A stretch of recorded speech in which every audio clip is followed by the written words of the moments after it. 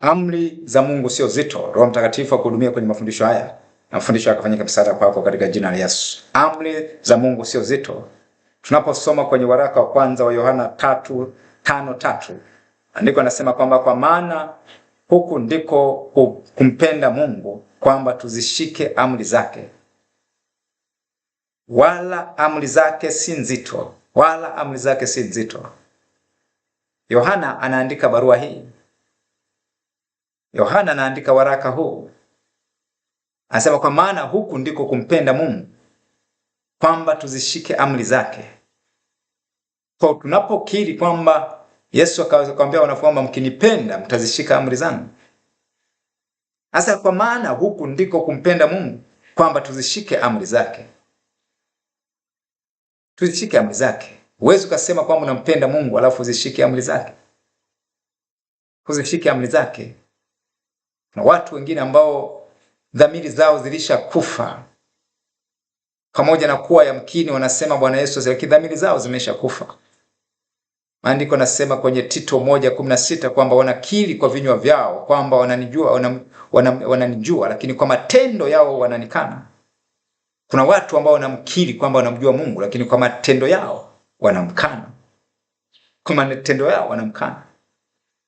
Na anaendelea kusema kwamba kwa kila tendo jema hawafai, ni waovu, lakini kwa midomo yao wanakiri kwamba wanamjua Mungu.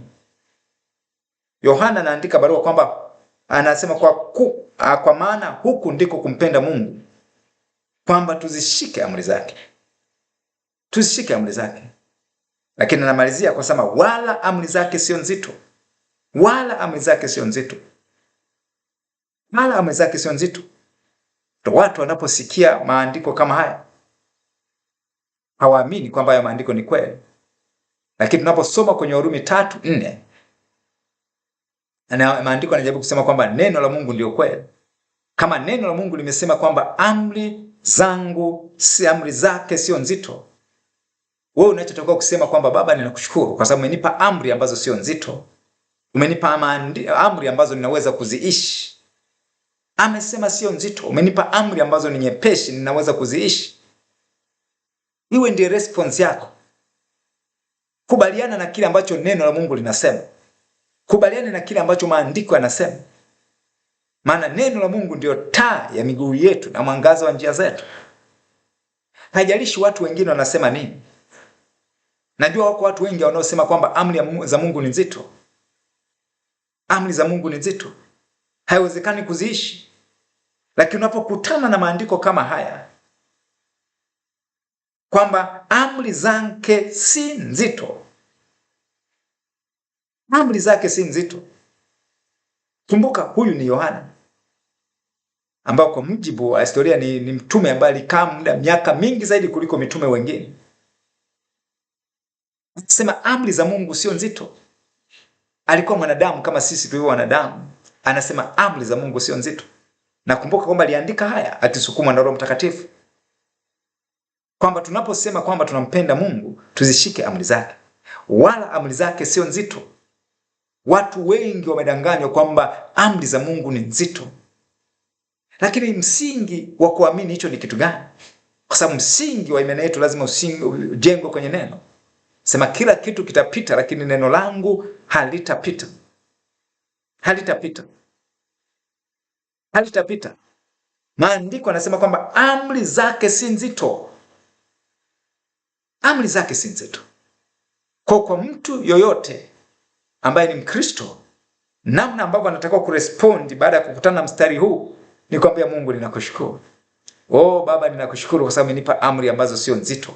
Umenipa amri ambazo ninaweza kuziishi. Unanipa amri ambazo ninaweza kuzitenda. Unanipa amri ambazo ni si nzito, ni nyepesi, ninaweza. Ndio namna pekee ya kuziishi. Ndio namna pekee ya kuliishi neno la Mungu. Lakini kama response yako itakuwa kwamba hii sidhani kama inawezekana hii. Sidhani kama, ndio maana watu wengi wamedanganywa. Shetani amewaaminisha kwamba amri za Mungu ni nzito. Shetani amewaaminisha kwamba kuishi maisha ya utaoa haiwezekani. Shetani amewaaminisha vijana kwamba ni ngumu sana kwa kijana kuishi maisha ya utaoa. Watu wengi wamedanganywa na shetani. Yeye ni muongo tangu mwanzo. Na ndio maana tutakiwa kuamini, usiamini maneno ya watu, amini kile ambacho Mungu amesema, amini kile ambacho neno la Mungu limesema. Sasa kama neno la Mungu limesema kwamba wala amri zake sio nzito, amini hivyo kwamba amri zake sio nzito. Neno la Mungu sio nzito. Inawezekana kuliishi neno la Mungu.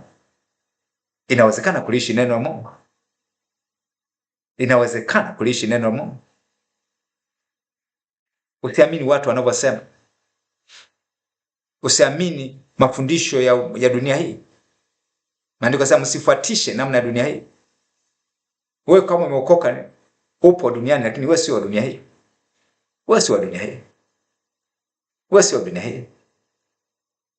Usikubali udanganyifu wa shetani kwamba amri za Mungu ni nzito. Usikubali udanganyifu wa shetani kwamba ni vigumu sana kuishi maisha ya utauwa. Inawezekana. Kumbuka kwamba wewe ni zao la Mungu. Chochote ambacho Mungu anakuagiza kukifanya, una uwezo wa kufanya kwa sababu wewe ni zao lake. Wewe ni kazi yake. Ndiko anasema kwenye Efeso 2 kama samana tu kazi yake. Na tuliumbwa katika Kristo Yesu tutende matendo mema. Tu kazi yake, yani wewe ni kazi ya Mungu. Anakujua inside out. Anakujua inside out. Amekupa amri ambazo sio nzito. Ametupa amri ambazo sio nzito. Ametupa neno ambalo tuna uwezo kuishi. Uwe na mtazamo wa namna hii na ndivyo itakuwa rahisi kwako kuishi maisha matakatifu. Mungu akubariki sana kwa kusikiza mafundisho haya. Buka kuendelea kupata mafundisho yote ambayo ninaposti kwenye channel yangu ya YouTube. Usahau subscribe, unaweza kushare, unaweza kucomment, na maisha yako hayatabakia jinsi yalivyo kwa jina la Yesu Kristo wa Nazareti hai. Kumbuka, amri za Mungu sio nzito, na Mungu ameachilia uwezo ndani yako wa kuziishi. Ameachilia uwezo ndani yako wa kuliishi neno la Mungu. Mungu akubariki katika jina la Yesu. Amen.